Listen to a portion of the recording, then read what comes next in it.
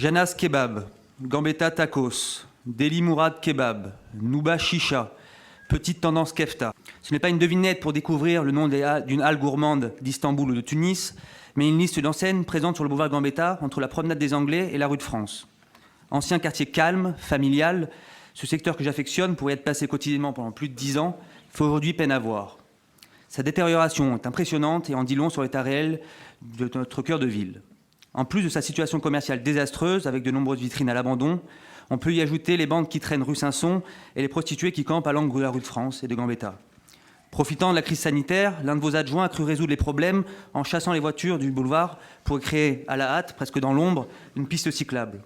C'est la goutte d'eau qui a fait déborder le vase, poussant les habitants et les commerçants à descendre dans la rue pour exprimer leur mécontentement et surtout leur sentiment d'abandon, comme ils l'ont encore démontré hier après-midi.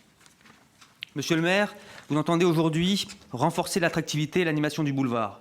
Vous entendez lui redonner une haute qualité urbaine et environnementale. Vous entendez traiter son débouché sur la promenade des Anglais de façon à en faire un espace apaisé en relation directe avec le front de mer. Soit. Mais monsieur le maire, il y a quelque chose que je n'arrive pas à comprendre. Qu'avez-vous fait pour Gambetta depuis 2008 ? Où étiez-vous depuis 12 ans ?